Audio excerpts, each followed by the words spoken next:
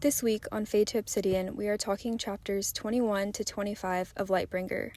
We recommend you have read to this part of the book.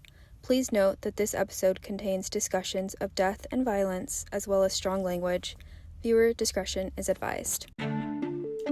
Welcome to Fade to Obsidian. Take a seat, grab a drink, and let's spill all the tea on the ships and relationships in the Red Rising saga.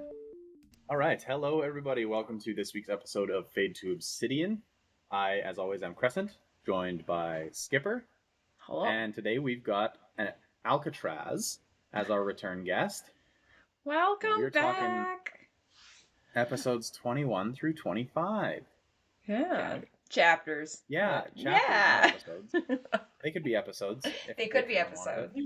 Yeah. Started drinking. Yeah. Well, what are you drinking, Alcatraz? Some terrible $4 wine from the Aldi, but it's in fox syrup, which felt appropriate. It's very appropriate. That is appropriate. I like that. Yeah. I like to think that Sophocles would wear this hat. Yeah. Works out well. For sure. He is getting eccentric in his old age. Yes. Yes. What do you have? What are you drinking, Crescent? So I've got a dark rum daiquiri. Mm-hmm. And a whiskey of a green bottle for our Star Scraper dwelling green. Very good. Nice. And There a you bottle go. lick, wow. And a bottle lick Props right up to the front. Lysander. There you go. Our favorite What about grape. you? Mine I have from a local brewery called Grain and Grit, which feels appropriate just in general for these chapters, but there's two different ones. One is Sweet Dreams, but it's wheat beer with white tea, peach, ginger, and lemon zest, and that just feels like there's so many different flavors there. It's like jelly beans. It's a lot happening. And then the other one is called Pinky Swear. It's just an IPA, but I feel like a lot of relationships and friendships and stuff that would have pinky swears in this part. So there you go. But also I had to go with beer this time because I was telling Alcatraz just before you jumped on, Crescent, that I am hungover from last night's sailing awards. So beer is the only thing that would stay down right now. Yeah. Classic. Yeah. Take one for the team. Yeah, you know. But yeah. Or several dozen for the team. Several dozen for the team yesterday.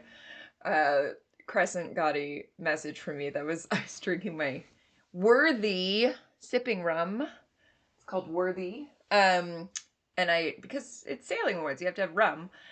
And I kept with every sip forgetting it wasn't scotch. And I'd be like, why is this so sweet and not smoky? What is happening?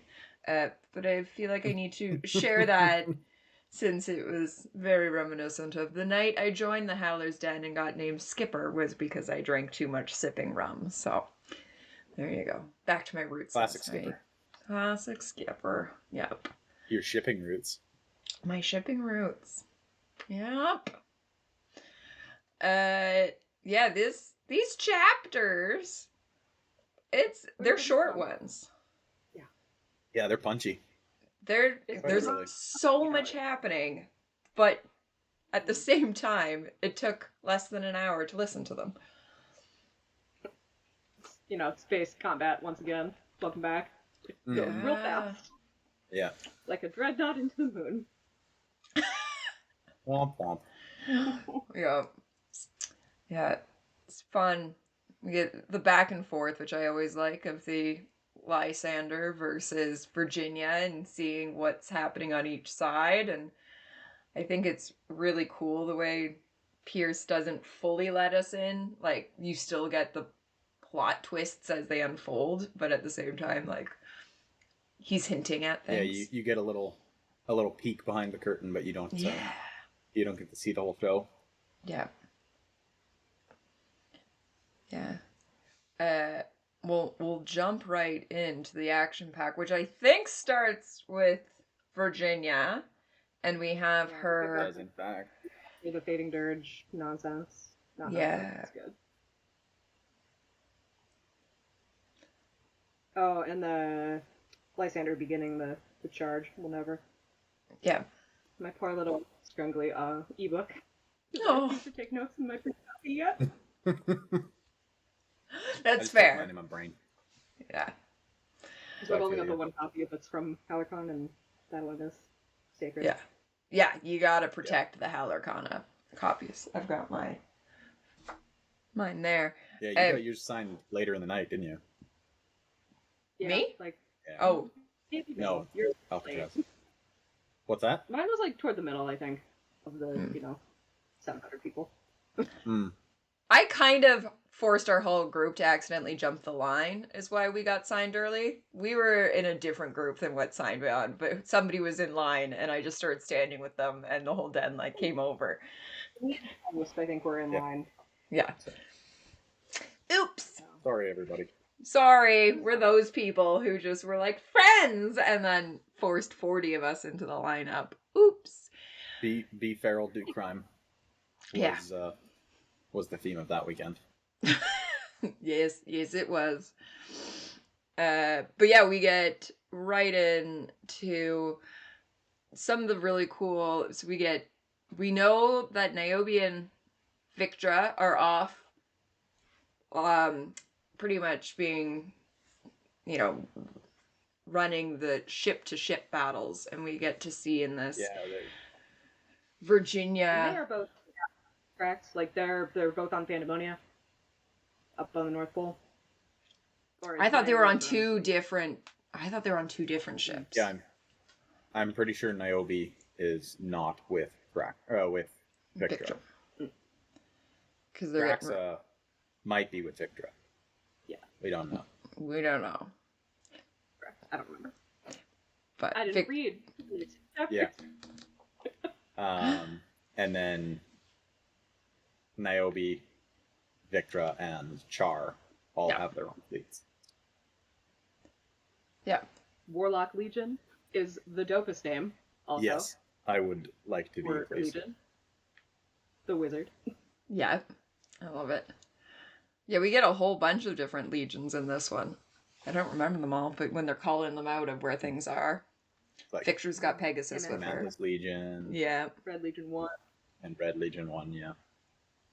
I feel like that's got to be a Star Wars reference. I was about to say, but then I was like, maybe that's just too broad, and I'm not remembering. But also, I'm gonna pull out certain point of view that I'm pretty sure the character that Pierce wrote for certain point of view is Red Legion 1. Now that we're saying this. Hold on, where is that? I'm surprised you don't have it permanently bookmarked. I know. Desert Sun. There it is. Signed, of course. Because it is during that portion.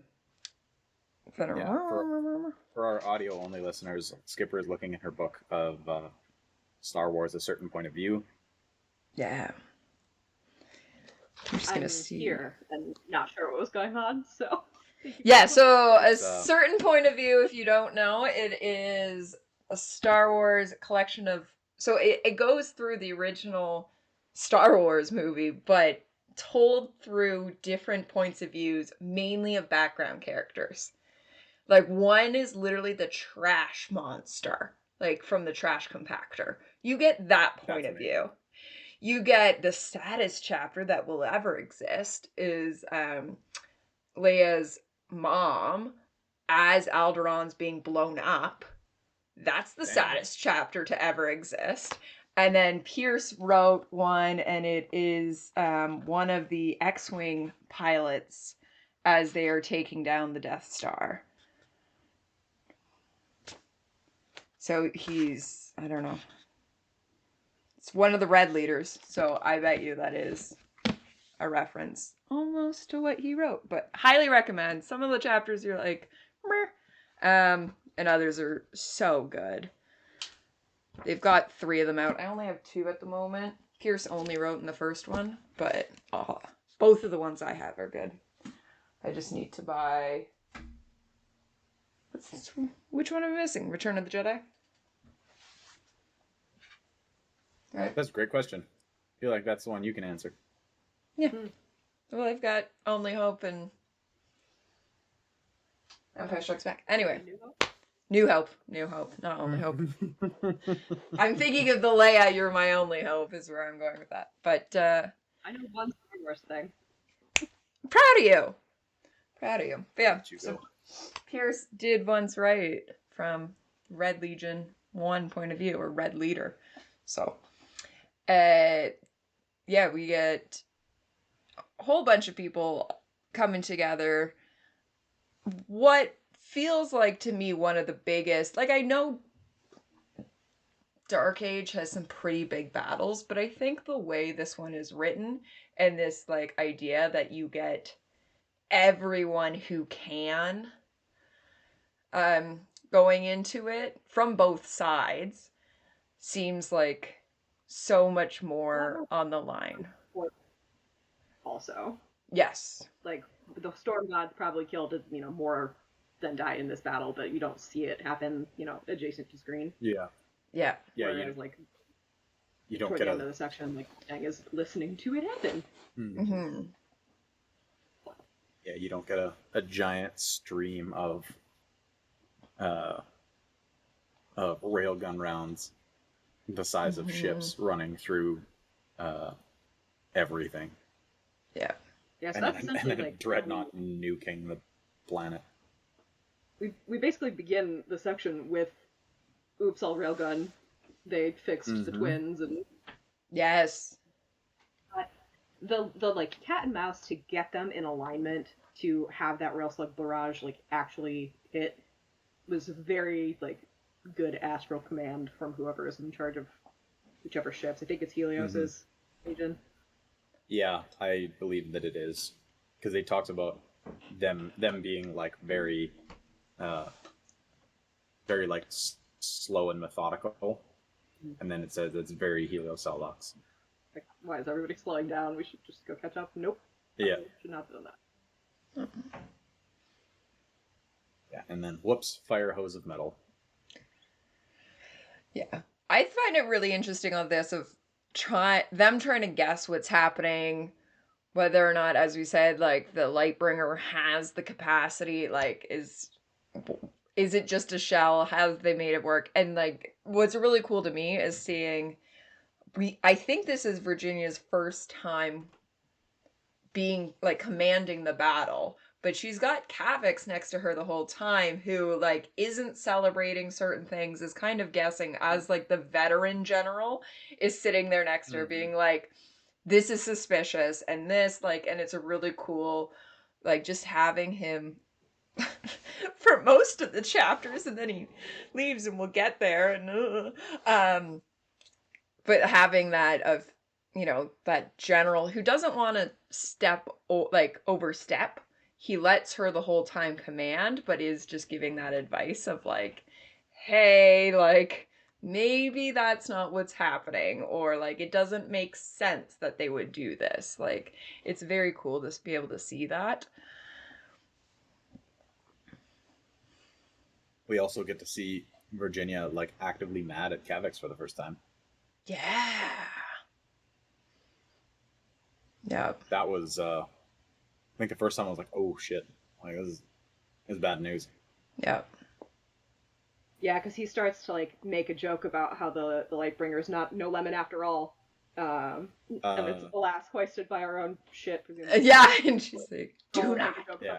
We just got blown up by our own boat. Yeah. Yeah, because like, well, that chapter is called Petard. Mm-hmm. Yeah. Right, so it would have been hoisted by our own petard, and she did not like that. And like Sophocles even snarls at her because she's so angry at him. Yeah. Oh my god, don't touch my Kavix. Yeah. Yeah. And Kavix is just like jelly bean. Here, It's have fine. one. Yeah. Have a pack of them. Yeah. It does beg the question of like what is the timeline, I guess, between Atlantea's summit and this battle. that they plan it ahead far enough to like fire out a week to get the rail slugs, to Mars at the exact right time. Yeah. Oh, yeah. Hold up. So we're on Mars, and Summit was on Luna. the fleet would have left Earth. Mm-hmm. So, at current capabilities, Salem and I learned space. Oh! This week.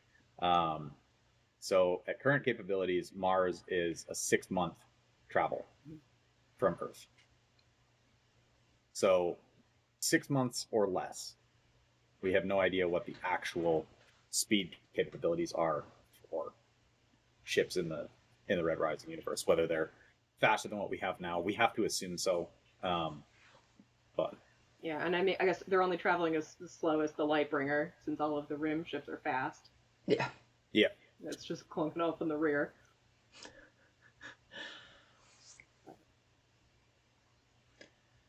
Shot by their own cannon. Not. Yeah. It's sad. I'm sad and upset that the Lightbringer is being used against us. Or the Morning Star, I guess, right? That's what we decided it used to be. I can't keep track. What was the Pax? What was the Morning Star? Where's Pandora? Yeah, it was Colossus, and then Pandora is gone. Pandora's gone. Yeah, we've lost Pandora at this point. Ammonia now. Yeah, so it was Colossus, Morning Star, Lightbringer. Right. And it was the Vanguard to the Pax. Vanguard, yeah. To the Vanguard Pax. Yeah, to the Pax. Yeah. And Victor is now on the Pandemonia.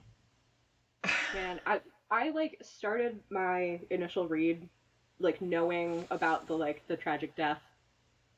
And obviously like no idea where it was gonna hit. And so I was like losing my mind this entire section over like Victor and Cavix. Yep. Yep. Spoil a little bit, they like both make it out of this chapter 25. Yeah. At least. Well, we don't know for Cavix. Yeah. Which yeah, and we'll come back to this, but I did bring up, I found it in Crescent in my chat, my response during all of this, because this is when I kind of started blitzing through all of it, is my most panic was definitely these, because I predicted when it came to that death, because the idea is it had to be, Pierce said it was the hardest death he ever wrote. So it's got to be worse than Ragnar. It's got to be worse than, I mean, Pax we didn't have for long enough, so I feel like Ragnar is the biggest death previous to this book. And then my thing as well is I was counting Ulysses as a death, and that was a just, like, it's not a character we know long enough, but I feel like it is the most emotional death that we've had because it's its own entity. So my thing was like, what's worse than killing a baby is killing the dog. Not the, right? Like, everyone always has more emotional attachment to the dog than any human. It's terrible to kill a baby, but in media, we know that there's a website, I don't know if people know this, of Does the Dog Die? I don't think there's a website that Does the Baby Die? No, but Does the Dog Die, you can look up. It's now all of the triggers. But the website is called Does the Dog Die? Because that is the number one thing in media people need to know. And so I went into this book absolutely convinced it was going to be a double death, and it might still be, it's just not in these chapters, of Cavix and Sophocles. And so the message I sent to Crescent at the end of this, and we're going to have to go back and talk it all through, was Cavix is leaving Sophocles. No, fuck no. I know I predicted his death, but he better not die. And meanwhile, I have to I can't send a message back to her to react to it. also probably during this portion, it might be the next chapter, but it's not spoiler enough, is in all caps lock, I am not currently okay, but I'm halfway done this battle and there's sunscreen in my eye. I was weeping. I was trying to read through sunscreen being in my eye and just absolutely crying. Until which Crescent replied, "You're supposed to use sunglasses for your eyes." Yeah, but yeah, Sunglasses for your eyes. Mhm. yeah, sunglasses for your eyes. Don't put sunscreen in them. But these chapters were, I think, my most emotional on edge because, as you say, okay, so if it's not going to be Cavex and Sophocles, because we do know by the end of these chapters that they are separated, so maybe one dies and not the other, but it won't at least be a double hit of them because poor Sophocles gets left with Mustang and Holiday. I feel like Holiday's the true hero there. And then you're worried about Victra. You're worried about Niobe. Like, you've got all of them. It's just absolutely... I don't think you've been this worried about this many major players for a while. And all of them are like on the board, exposed. Oh yeah. Yeah. 100%. In the Like line of Victor fire, gets her literally. teeth punched in like immediately. Yeah. We did on a like slightly less dramatic note get confirmation of the Sophocles baby Bjorn. We did. We did in fact. So I knew the answer to this already when we were doing the gala, and I'm just like Yeah, so for those who haven't gone back and watched the Glittering Gala, if you're watching on YouTube, I will link it here so you can go watch that. But one of the questions that people asked, I think it was Rocket's question, was what does Sophocles, like, how is he taken into battle, and is it in a baby Bjorn? And Pierce kind of laughed at that and then said something about how it's like he's got the ability, he has thumbs is what he also revealed, and has the ability to like shoot out the back. Like, it was a whole thing. But yeah, Crescent, you that whole time knew that you had a secret between you and Pierce, that the baby Bjorn does in fact, it gets removed from Avex's suit so that it can be put onto somebody else's. But yeah, it does exist. And then just gets left in the nucleus. Yeah. For Sophocles to whine about. Yeah.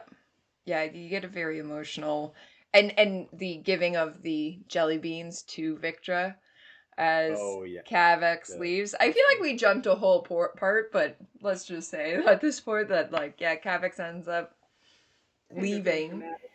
Too, so it's fun. Yeah.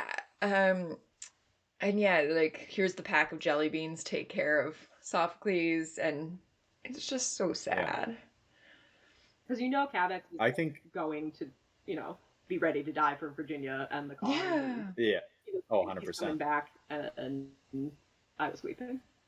Yeah. I think it's interesting that Virginia keeps the jelly beans in the same compartment in her armor that she keeps the sliver of the gallows in.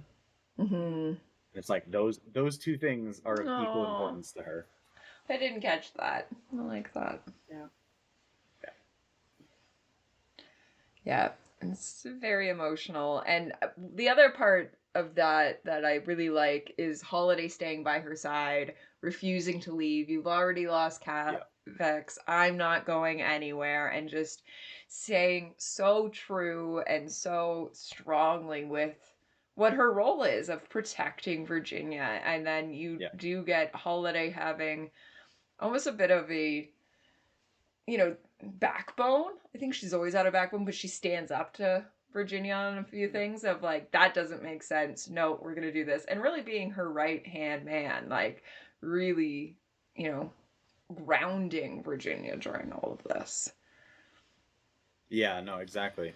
Like, I have to imagine that Holiday was like, I want to go get Roan. Yeah. Like, she specifically points him out. It's like, that's Roan. Yeah. Like you have to, Because and he was her. bonus 13, right? Like Yeah, so he was her like teacher basically. Mm. Yeah, take that, Alcatraz. You like holiday here? Yeah. Yeah. But I guess before all of that, we do have to Sillies. talk about Oh yeah. him. I did say we were gonna accidentally skip. We're gonna get way too into we're absolutely Virginia's just jumping chapters. All right, let's go back. Let's talk about the shit stain. Yeah, I have specifically a highlighted shit stain activity. This is what, chapter 22. Many of his thing are the exiled Martian gammas that he leased from Lady Bologna. Yep. For this operation, so that he could just meat grinder them in Quadrilles because he has no original ideas. Yeah, I was gonna say exactly that. It's like, man, everything Lysander does is just taking it off somebody else. Which they call out in Darrow. Virginia's, is I think. Yeah. Oh, he's aping Cabix Darrow. is but he's just. But and then he is in the Iron Rain tube, isn't he? Yeah, he is. I think they're not in the spit tube yet, but it's getting everybody staged. Yeah. He gives away his white cloak to the Helldivers. Yeah. And then the other just deplorable line. I may be talking about everybody, not just the Reds that are on loan from Lady Bologna. I definitely read it as it was the Gammas that are on loan. Oh yeah. But they're expendable, so I prepare to spend them. Just who about humans? Yeah, I think he's talking about the in that specific line. I think he's talking about the Novus Homos, the new men golds. Which I can only imagine is a bunch of 18-year-olds just coming out of the Institute, their first Iron Rain, and he's like, well, time to go kill a bunch of kids. Yep. Classic Lysander. We need meat for the grinder. Yep. Which is just gross. Yeah. Well, and, it's interesting of the conversation between Lysander and Ajax, where it's this, you can lose it all, and it's well, so can you could die, and Ajax is you have your reputation, and you're what does he say, your line will die, it's this whole how much they think of themselves, and then it's what about my inheritance, and he's you've already lost that. Yeah, your bank accounts. Your bank account's already extinct. They care so much about themselves and what they look like in this battle, but do not care at all about the Reds or Greys or anyone else. But then it's, the mirror of that is you get to see Virginia is, making the difficult decisions for people to die, but talking them through. And even though, then at one point says hey, we're, I don't know what it is, 100 people, we could die and save 10,000, right? She is doing the math, but I think the difference is she's including herself in that math. So she knows at some point she has to kill off, I think it's the orange from radiation or whatever. There's the whole... Yeah, she has to send the engineering corps into basically into Chernobyl. To turn the shields back on. Yeah, so you have to do... She remembers, it's been 10 minutes, the engineer is dead now, and cares about it. Yeah. Yeah, exactly. She knows she has to make the difficult calls, but it's having the humanity behind it that Lysander does not have. He doesn't give a shit about... Even, he's slightly worried about Ajax, but he doesn't seem to be that much. It's really his own cause that he cares. Yeah, which harkens back to somebody's comment on a previous episode about Lysander has all the low colors in his inner circle or whatever, and then well, Glalastes is dead now, and here's all of these thousands of Reds that are gonna die, and here's some baby golds. Fuck them. Yep. Yeah. Of it's very situational, of people who he cares about have to be tangible, Yeah. and anybody else doesn't matter. Yeah. Thanks, Yeah. Octavia. Well, that's, yeah. Did enough. Okay. Mustang does say that war eventually just becomes an accounting problem, essentially, and there's no accounting for taste. Yeah. Yeah. But yeah, we do get during the Lysander chapters more of what's the ship-to-ship battles, what that looks like, the use of the claw drills, and how many of the claw drills make it, how many don't. He gets report back if they've taken down 50%, and he's like, oh, that's pretty good. Like, it's just like, well, Yeah. all right. Like, it's really interesting of how. Yeah. Yeah, by the time they make Moonfall, I believe it's 3/4 of the claw drills have been taken out. Yeah. Because it's 50% right off the hop, and then as they're coming in, another half get peeled off. Yeah. Which, I guess, before that, we probably should talk about the shields. Yes. Yeah. It's a very, like, fast set of chapters, and I keep getting things out of order. Whoa, for sure. It's just like things happen. We knew that was happening. There's no way. You gotta follow a thread. Yeah. And unfortunately the thread goes through multiple chapters. So we start throwing the titular spaceships at the planet. Yeah. Yes. So many of them. Yeah, yields in the gigatons. Like the planet killer horrified by like the cost that they just blew up to overload the shields. Yeah. It's what, like 100 ships or something of like Dreadnought class? I think it was 4. Okay. Well, that are inbound. Maybe less, I don't know. But 4 get through. 5th one would take the shields down for a week, and so Yeah.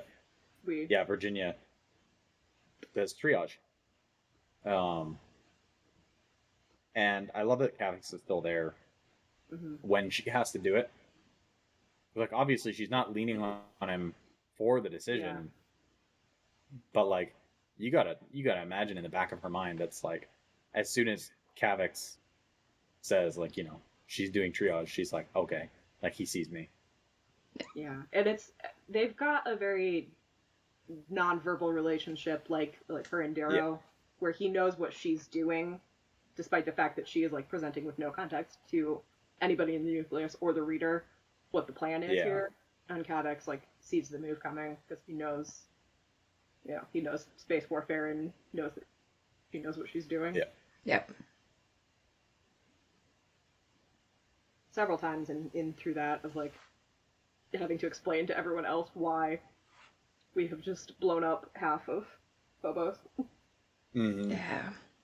Yeah. Well, and like we also get this, like, more than Holiday just staying around and standing up to Virginia, we also get to see her like how loyal she is to Virginia. She's like, I will do this. I don't understand it, but I'm gonna do it because I know she's right. And when Holiday like jumps up and basically threatens to blow this Blue's brains out if he doesn't take the shields down. Yeah. And then comes back down and is like, what the fuck did I just do? It's fine. Yeah. Fight another day. Maybe. Yeah.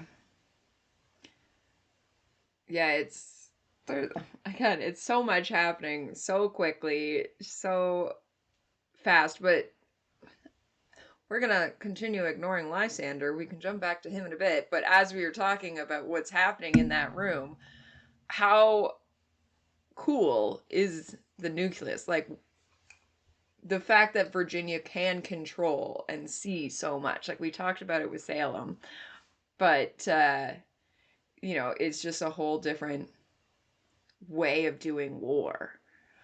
that we haven't really seen one person control the whole thing. I think up into this, we think, you go back to Golden Sun and you had Roke controlling that one side versus Darrow, and you're seeing more the ship to ship, not the full picture. And this is the first time we get to see somebody controlling the full picture of the battlefield. Yeah. Planet 2 astral. It's kind of giving Cerebro, or Oh yeah. Dr. X's thing, Professor X. Yep. As Cerebro. Yep. But like, it sounds like there's multiple people that are wired into that network. Yeah. So it says 180 points of, basically 180 points of contact that this battle crown can do, and she even says like, it outstrips me, so I hand off 40 points to Holiday and others. Which is so much information to keep track of. Dear God, yeah. I can't keep track of like 1.8 things. Those can keep track of 0 things. Yeah. Good job, baby. Yeah. Yeah.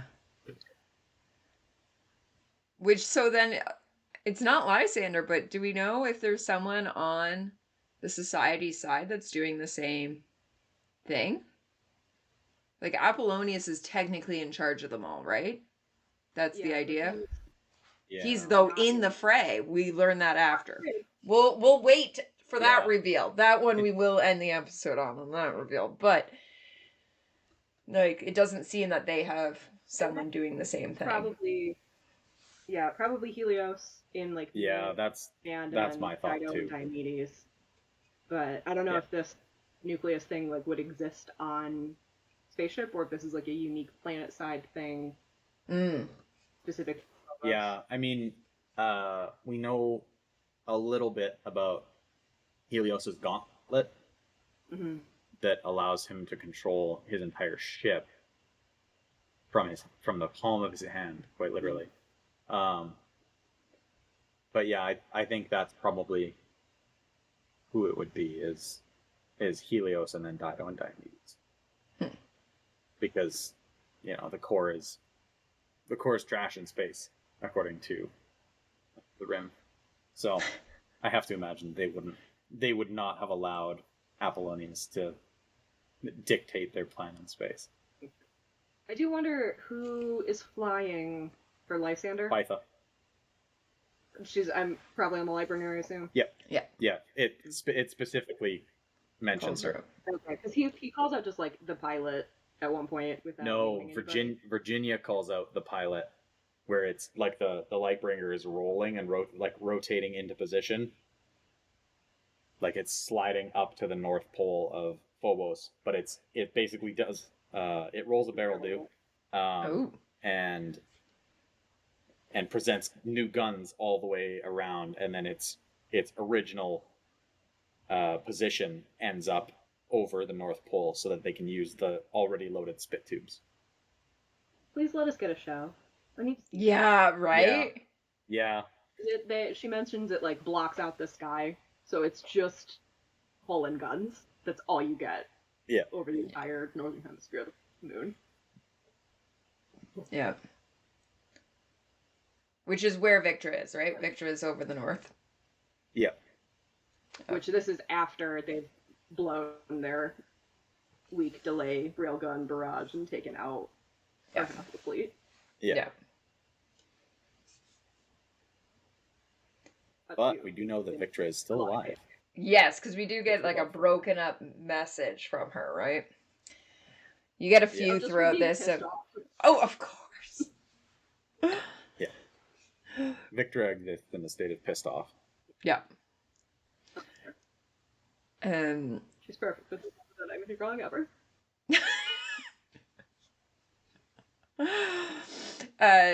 Well, you're wearing the HowlerCon shirt. I'm gonna bring this up as we talk, Victra, of Pierce yelling out that if we didn't howl loud enough, it was. And so you didn't read Lightbringer until after HowlerCon, or did you?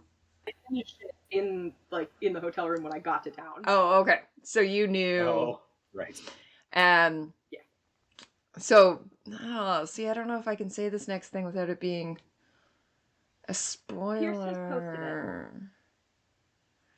Pierce has posted it. Yes. Well, yeah. So well, what I'll say is that he told us to howl as if Victor's life was on the line and Lysander was holding the gun. And my question was going to be whether or not you took that as a spoiler, but you had finished it, so we're not gonna. We'll revisit this at the end of the book, and we won't have to. But I think Like him 18 posting more. that, and we'll just spoil just a little bit and say Victor makes it to the end of the book. I'm sure at this point a lot of people know at least that, but it was interesting at that moment. I was like, if you're making us howl over Victor's life after the book is out, that means that, like, if we don't do this properly, are you going to kill her in Red God? Is that a real threat? That was the way I took it. Yeah. Up on the porch. Yeah. Yeah. Also, Standing rewrite. speaking of Victra, Mm-hmm. For those of you that weren't at HowlerCon, Alcatraz had a dope ass Victra You cosplay. are one of our cosplay entries. Jagged blonde hair. Yeah, you're so good. Included. Yeah, it was fantastic. Your jacket, right? You had hand painted the jacket. Is that what it was?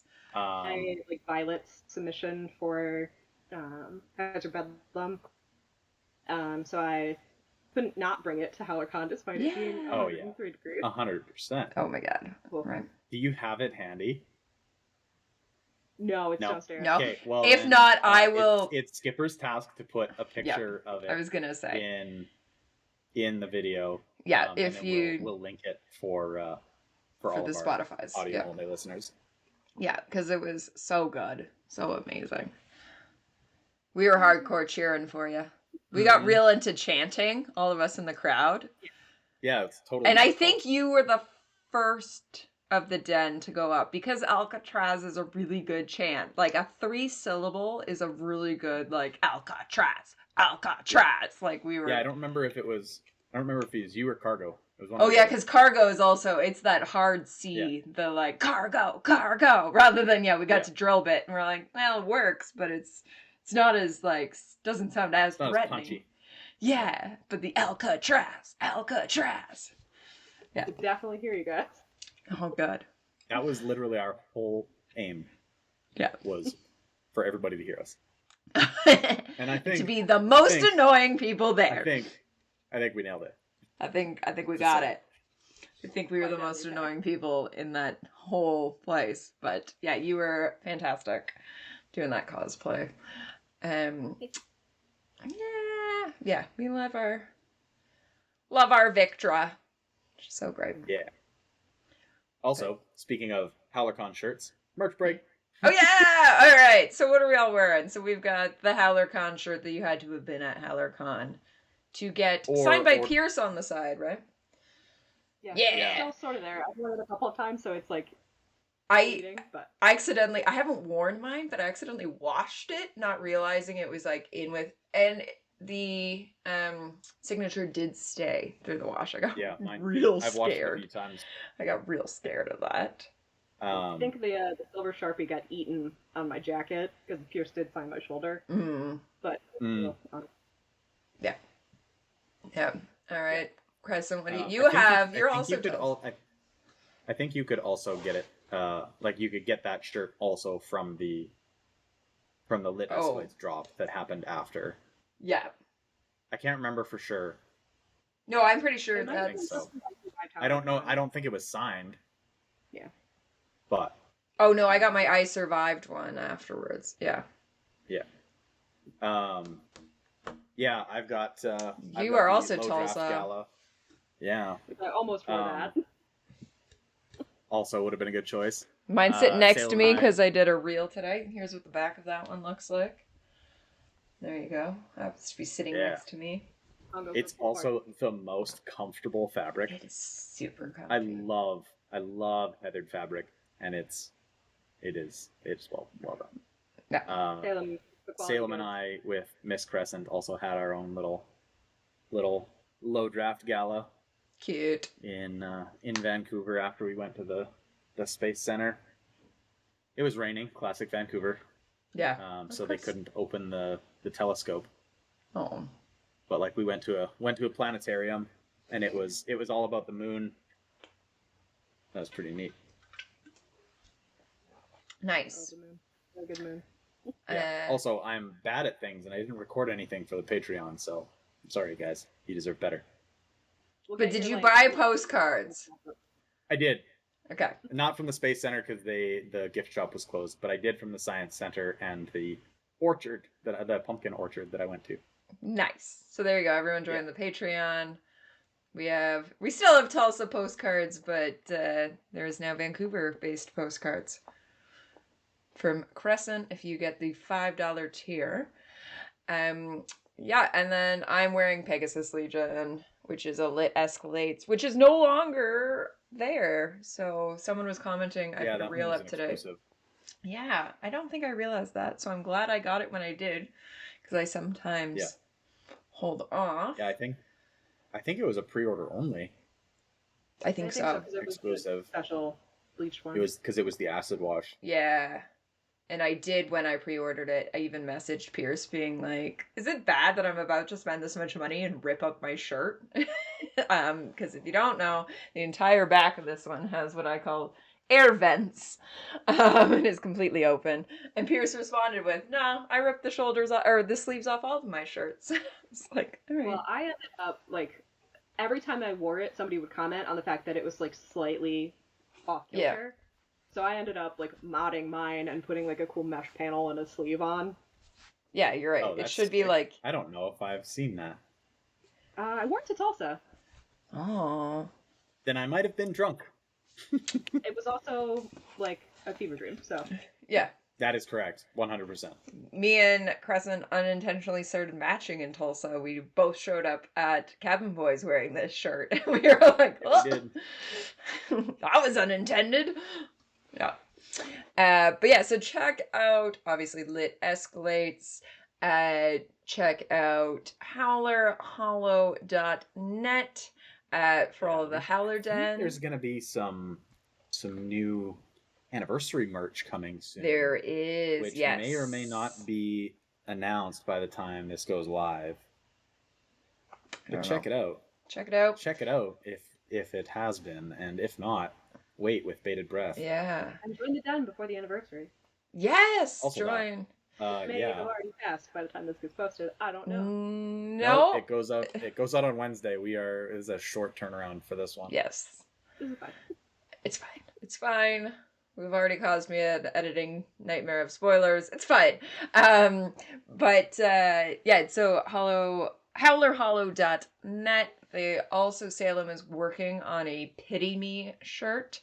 So Pity them, sorry, from the last episode as we were talking about Victra and Pity Them. Which is super patches, cool. Yeah.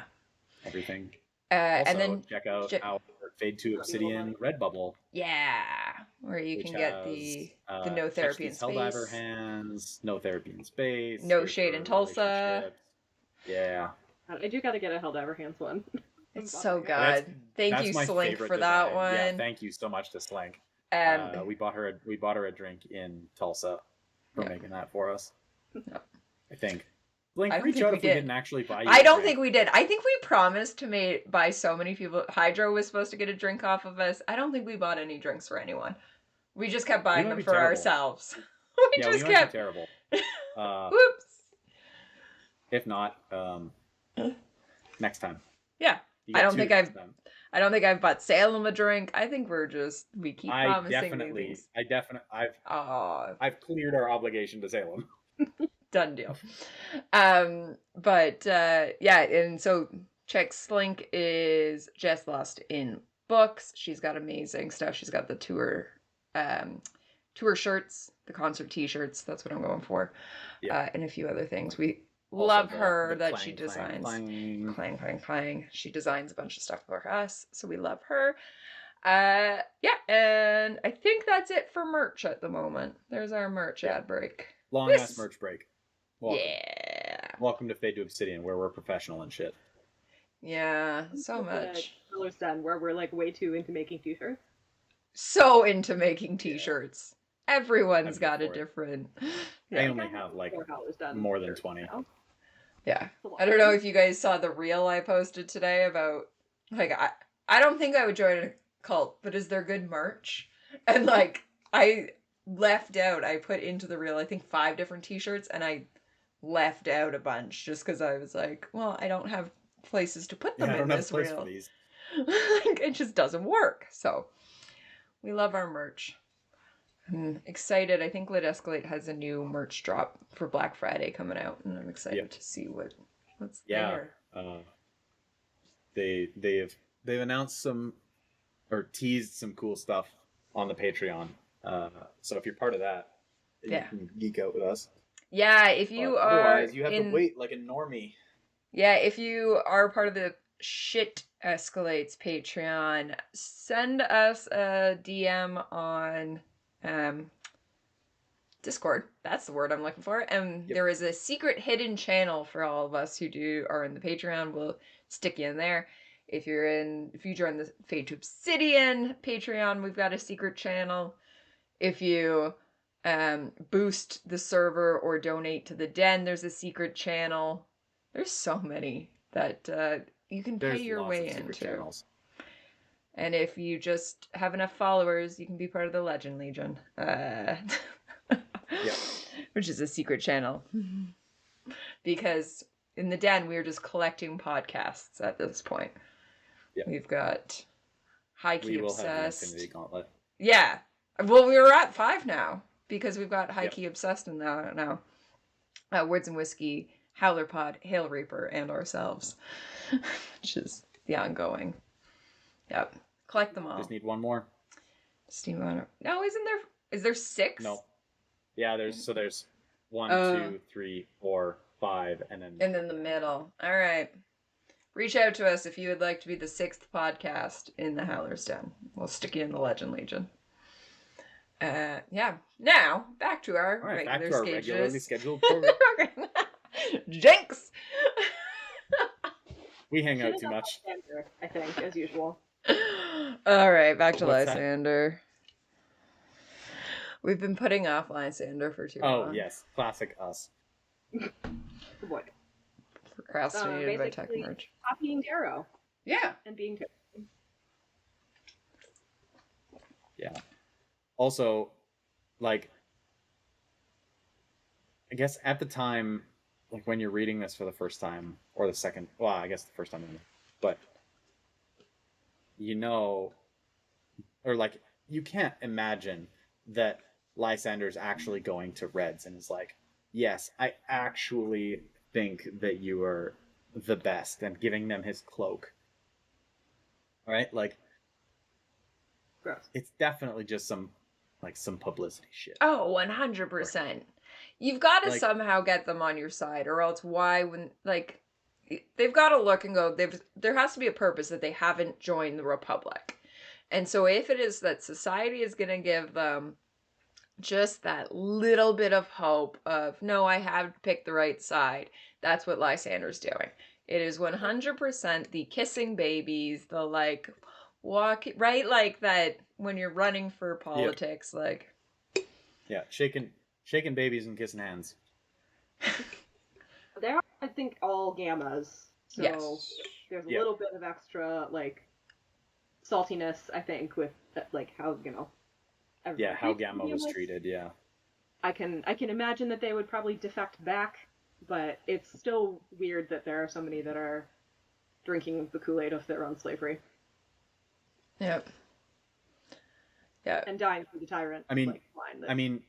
I guess before the liberation, Helldivers were right, they were really held up in their culture. Mm-hmm.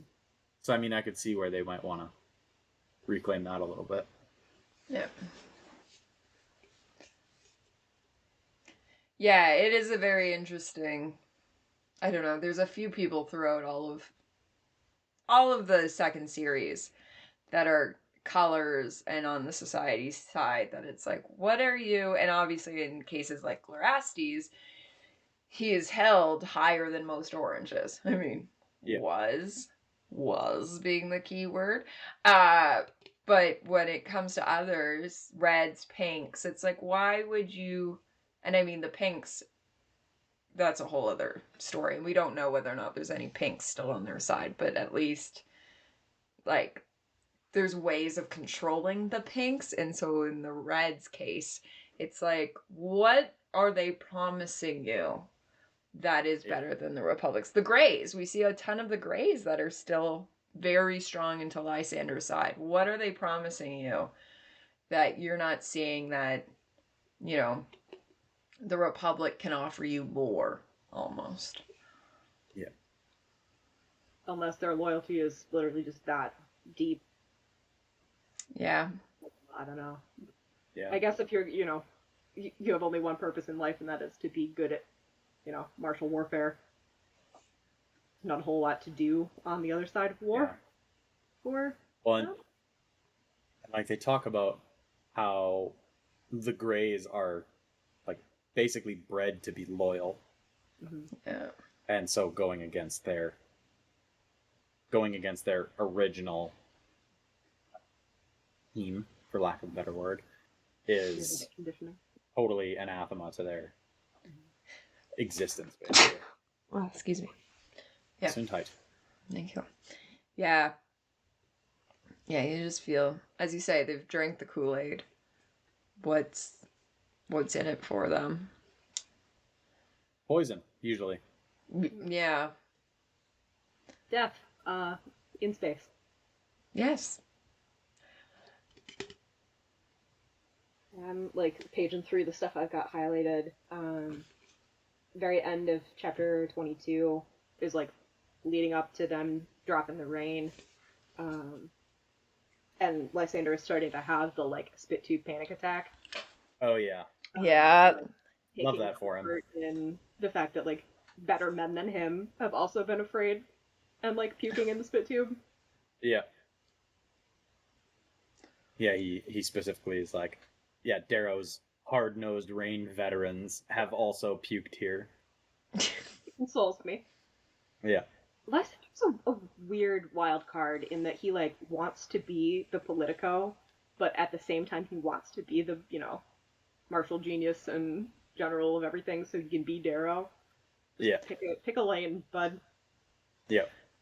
Yeah. Yeah, he's almost spreading himself out really thin. Like, I think with his like, how he was raised, with his education and all of that, he has potential to be the best at something, but he's then trying to be the best at everything, and therefore is sucking at everything. Like, yeah, it's He's interesting. Not playing the game properly. He doesn't know who all the players are.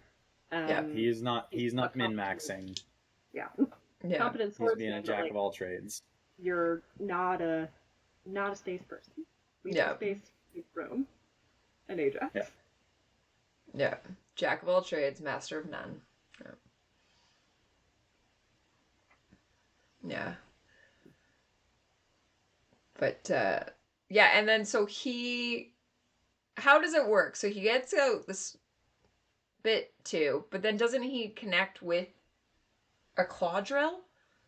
Yeah, so they drop the rain, and then he's got his whole, like, speeding to surface fall, not knowing what a human is and what direction to go. Being a bug and our green in the skyscraper who just flips him off and boils to death.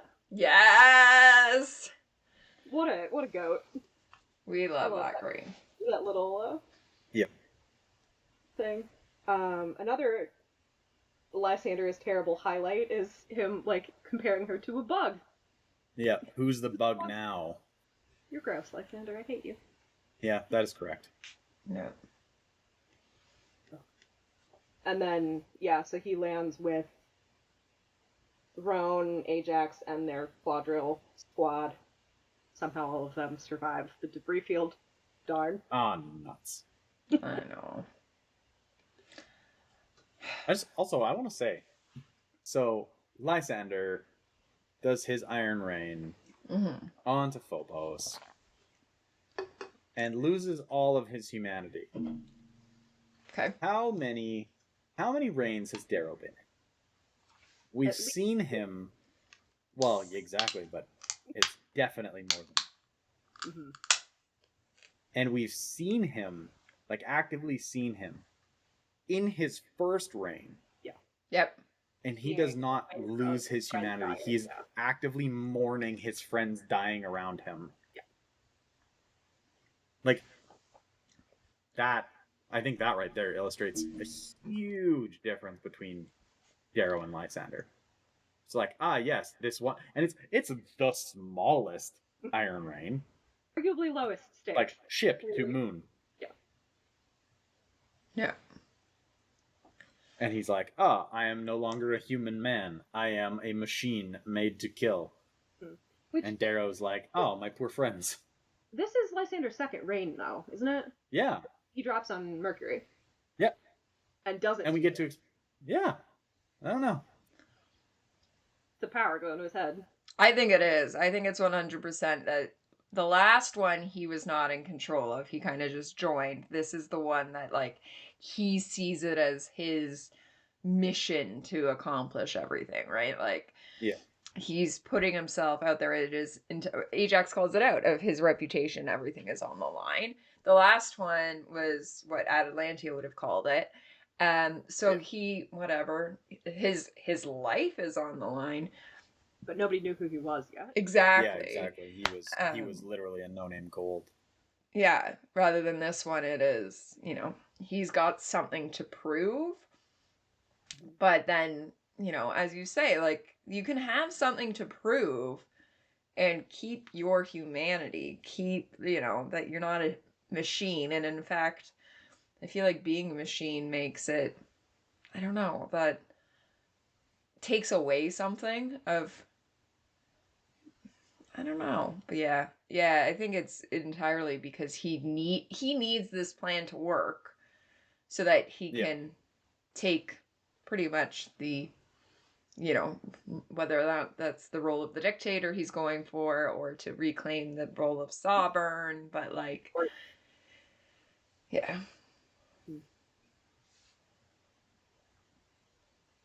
Either way, boo, Lysander. Boo! Boo, Lysander. Yeah, he's the worst. And then, like, ends that with, like, thinking about how much everyone's gonna love him when he wins this war and reinstates his society. Yep. All the fair things my peace has brought. Barf. Yeah, I think, is it an Ajax that's like, let's go get some peace? Is like how he sends it out, basically. Like, let's bring them peace. And it's like, like, what? Do you not see what you were doing here? No, they do. No. Because they are playing the accounting game, as Mustang says on the very next page. Yeah. Yeah. I also like, we're kind of getting like a little bit of Ajax humanity in this. He's like, I don't care. Like, I couldn't give two shits about you standing up to Atalantia. And the reason that he is siding with Lysander on this is because she killed his parents. It's like family doesn't do that to one another. Mm-hmm. Yeah. So they're family now, not Atalantia. Yeah. I do really like Ajax in this portion. Like, you are almost rooting, like, for that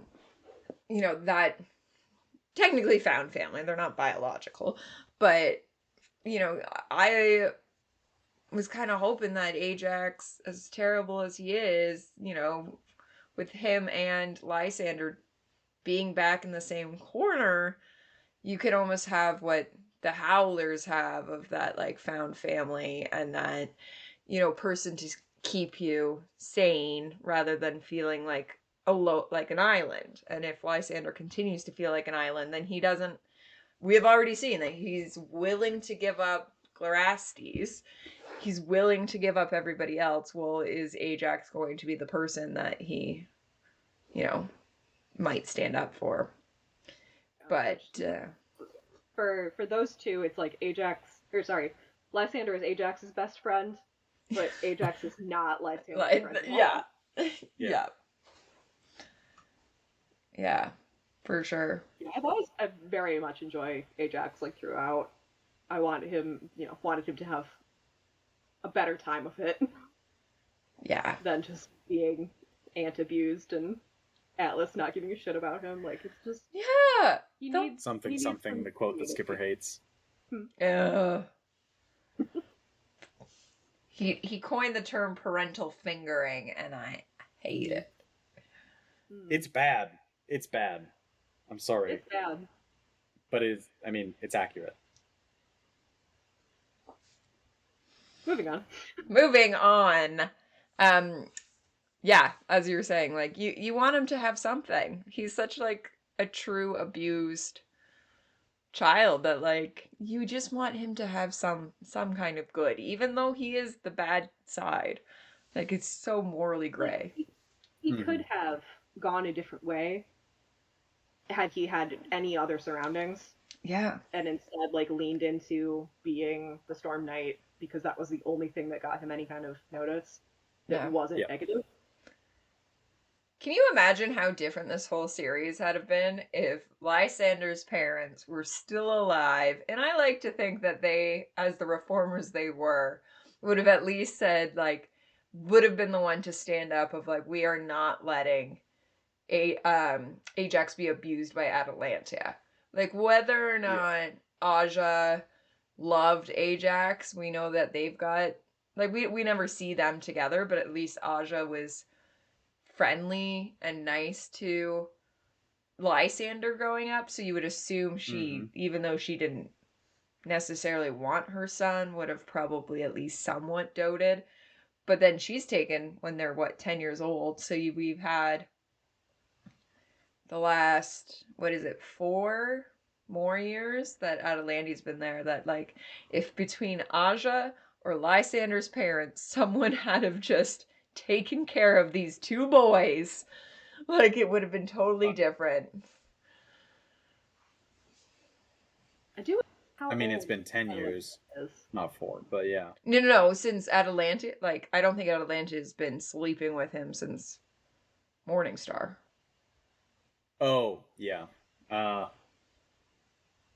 Okay, yeah, because they were both 10. They were 10 years old. I'm hoping she waited till he was at least, like, 14? So give that 6 years or so? But, you'd hope. Yeah, it would just, I feel like he would have been a different person. Lysander, we don't know, because Lysander being raised by Cassius, like, you kind of hoped that he would have turned out better. Because, nature versus nurture, so who knows if his parents were still alive, whether or not he would have followed in their ways or just still had these outlooks. But I feel like at least Ajax would have been somewhat more protected under those other parents. He's got capacity for loyalty that Lysander just doesn't have. Yeah, that's for truth.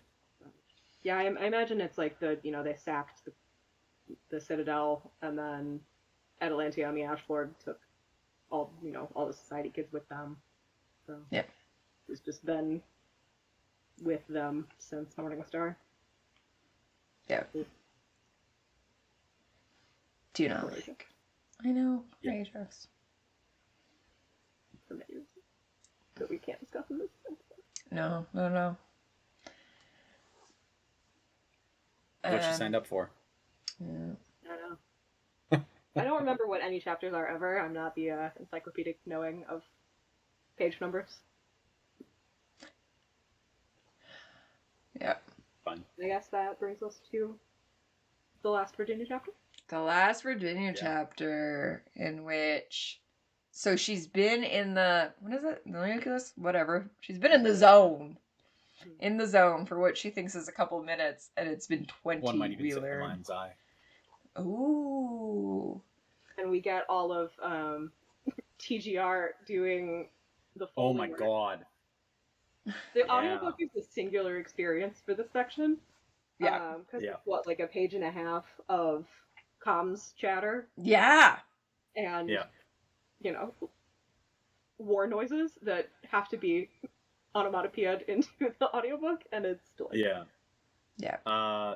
Do you listen? You just listen at 1.0 speed, or do you listen I've got it at faster? like 1.3, Okay.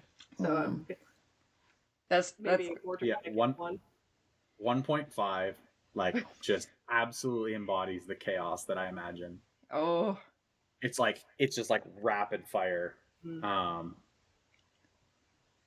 horrifying. yeah. It's like, shout out And to TGR for... We Yeah, absolutely. love us Dear some God. TGR. Yeah. we're gonna see if we can get him on. Are we? I didn't hear this plan. For the Ha- moon. who- Oh, it's a pie in the sky plan. Who's got access to TGR? I don't even think he's got Instagram. TGR, if you're listening to this, please reach out to us. But yeah, that section is just like so nerve-wracking through the audiobook. And then right at the end of it, Virginia's like, and that was a veteran unit. Holy shit. Yeah. Yeah, there's so much happening. There's so quickly what's overcomes, what's happening in the room. Gavix is gone at this point. Holiday's playing point person. Sophocles is crying. Someone control that fox. Like, 500 Lion Guard. yeah. Because they're just getting destroyed from every angle by the Quadrille squads. Yeah. And the Praetorians. And the Drakenjägers are not holding the line. No. Yeah. Havoc's my baby boy.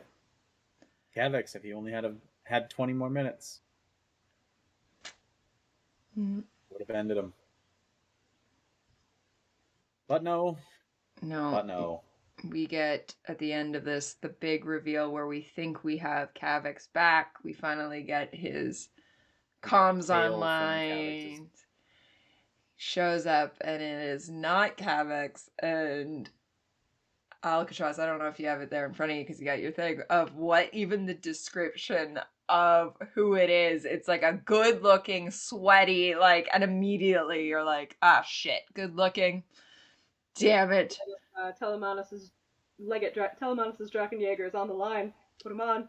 A handsome, sweat-soaked face fills the nucleus. Raving, red-rimmed eyes, too close for comfort, stare out. It is not Kavix. It is Apollonius Helvalii Wrath. Like, even in the middle of war, he is handsome. Yeah. Which I'm imagining like the Evangelion, like crazy anime eyes, like zoom. Who were staring Oh out. yeah, like the tilt and zoom, yeah. 100%. I've broken your champion and now I come for you. So. And oh my god, he's so he makes the sound of a man receiving a foot massage. Like, oh, right? I'm horny all the time. Yeah, Apple, what the fuck? Uh-oh. We love him, we hate him. He is Murad. Yeah. That dude's a psychopath. Yeah. He's an interesting one. Yeah. Also, when Virginia is coordinating the retreat, she says, "My father would be proud."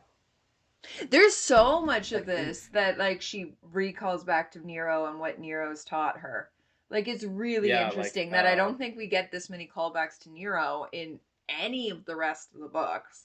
And this is the one that I feel like this is her, like, at her most close to him, I would say. Yeah. Like, she talks about how battlefield amputations are best done without consulting the patient. And then she says, I crack my neck, shake out my arms, and dive into coordinating the retreat. My father would be proud. I do it logically, not humanely, sacrificing common soldiers to slow the enemy and save our uncommon ones. The cold sorting of life demands so much of my focus that it's not until Nakamura grabs my shoulder that I realize the nucleus's alarms are blaring, and have been for at least a minute. And she's been in it for 20 minutes. 20 minutes. Yeah, I do kind of wonder if that is like meant to be like a good thing. Nero would be proud, or like she's had to turn off her humanity and emulate. I feel like Father. I definitely feel like it's the second. Because the line that I have highlighted is like right before that, before she calls the retreat, is like, what would Darrow do in this situation? With Darrow being like, he would fight and bleed until the opportunity to obliterate the enemy appears, and then fight to the death. And Virginia's like, no, we're gonna retreat instead. Let's not do what Darrow would do. Yeah. She's learned enough from him to like see his mistakes, in addition to seeing how like the coldness is effective. Yeah, for sure. Yeah, super interesting of all of this, of, where you get Nero influence. You obviously have Kavek's influence, and she talks at one point, I forget what the exact reference to it is, but what stuck out is her saying, like, he addresses me not as my guardian, but, right? Like, so you know that... Father and daughter and left on equal footing. Yeah. Like, there's so many influence, obviously, by Darrow, influence of just who in her life has brought her to this moment, on so many different capacities. He is a patchwork of influence. She is indeed. Best of all that came before her. We love Mustang. Can confirm. We do love Mustang. It's the best. She's the only one, I think, who could do this, of, as we were saying, having that many points coming in. Like, I think even Darrow would have his mind basically blown by it. Like, yeah. The only other person that might have been able to, I think, is Orion. Oh, yeah. Yep. Yeah, and then that's the end of these chapters. Yeah. So, a lot in there, but as we said, you can listen to the chapters in a shorter amount of time than we have been talking about them. So, I don't know. It's how are we feeling at this point? Think back especially to your first read through. Like, I was stressed. That's how I'm feeling. I am worried about my boy Cavex. My girl Victra. Pretty sure this was one of the sections where I was just like, I gotta stop for the day or I will be awake until 2 a.m. Yes. Yeah. Cannot. Oh, see, for me it was the opposite. It was like, I can't, I gotta keep reading, or I'm gonna lose my mind. Because I definitely was like, well, Cavex is dead. Yeah. And I mean, like, there's been this whole thing throughout the whole series of the,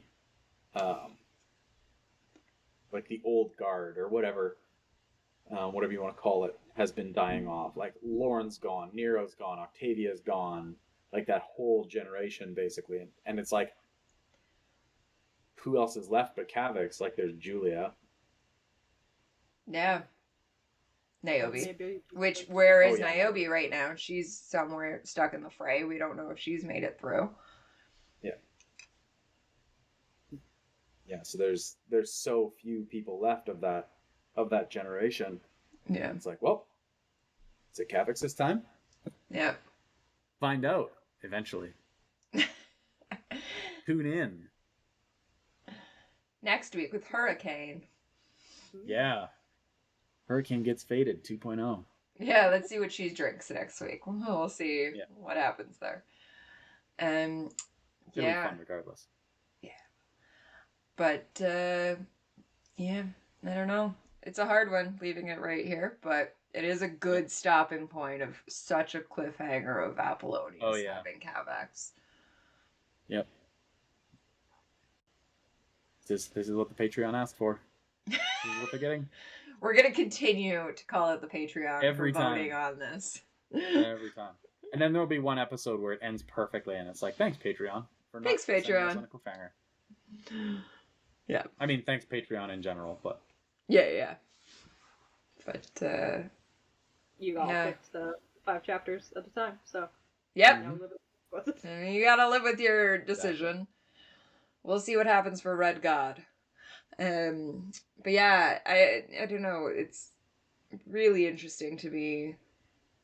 We really get so much out of every single one of these chapters, no matter how short they are.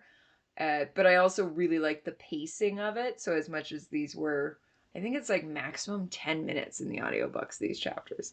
But it just makes battle and war, which Pierce writes so well, as frantic as it needs to be, especially the flipping back and forth. Like, I think it's really well done in that regard of what, I mean, I've never been in a war, but what I imagine war to be like. Mm-hmm. Yeah, it definitely sets a tone. Yeah. Yeah. All right. I think Into that's... the labyrinth y'all will go next week. Yep. Yes, into the labyrinth. Ooh, just some juicy chapters. Ominous finger tenting for all of those not watching. Yeah, I will say as a little bit, I genuinely assume that everyone who is listening to this has in fact read ahead of us, but if you haven't, just know that Hurricane getting next week's chapters is because she was the very first person who messaged to be like, I need this. And I was like, okay, that's what happens. You got it, boss. If you're gonna yell at me about it, that's fine. So for everybody listening, apparently yelling at Skipper is the way to get things. Yep. I do frantically like. I like the passion that people have, so. Yeah. But yeah. We're here for people that want to talk. Yeah, we are. But yeah, on that note, thank you very much, Alcatraz, for joining us on this one. A pleasure, as always. Yeah. We'll have to get you in after. We're all booked up for all of Lightbringer, but we'll have to especially do some like Victor chats of just whole bunch of us. We'll make you put on your full cosplay. Yeah. Oh my God! Can we all dress up as Victra one week? Could we do that? Yeah, I definitely condone this activity. Yeah. I could probably do it. Everyone has to get a slutty green dress, especially any guys that are in the chat that time. Can I say that, like, for HowlerCon, I wanted to go slutty green dress at Victra, and every dress I found, Crescent deemed not slutty enough. So that's why I ended up in the shirt and ripped now, leggings. You look at any of the dresses you chose and tell me if they match Victra's energy. I've already accepted that I'm going to have to make it. Yeah. My next of my big builds. You can't, like, I hardcore looked so, like, hours spent to try and find the sluttiest green dress possible, and every single time Crescent was like, not slutty enough. Nope. I don't think they make them. Like, let's be honest. No. You gotta go. Yeah, we'll start making our own. Gotta go custom. Yeah. Violet's channel. Coming soon to the Violence channel, the sluttiest Victor dresses we can. Someone get the pattern up there and everyone can have the same matching slutty dress. With the, like, the one that's all the way V-neck to the abdomen or whatever. Navel, yeah. Yeah. It's gonna be great. Yeah. No back. That's how I picture it. It's going to be one of those, it's gotta be taped on. Like, it can't actually stay. No. Well, there goes my ring light, so. Look at that. Just in time. Just in time. All right. All right. Thank you, everybody, Thank you again for joining listening. And join us next week for 26 to 30 into the labyrinth. Yeah, and then it's the one after that's a weird number of chapters. Yes, there is a couple that I said screw you, Patreon, and I changed. I did it. In the most loving way. In the most loving way. It's so that Badger could have the maximum of what we need her to have, because Badger gets all the trauma. That's your heads up there, because we needed to make sure Badger got only the trauma and nothing else. So, all right. All right. Have a good one.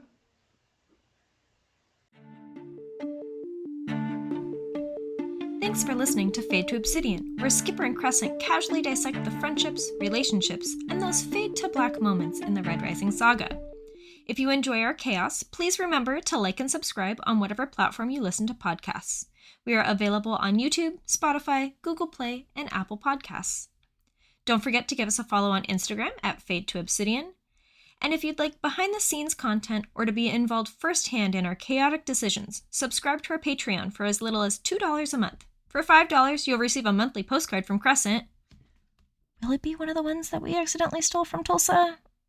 I'm so sorry, Decopperless.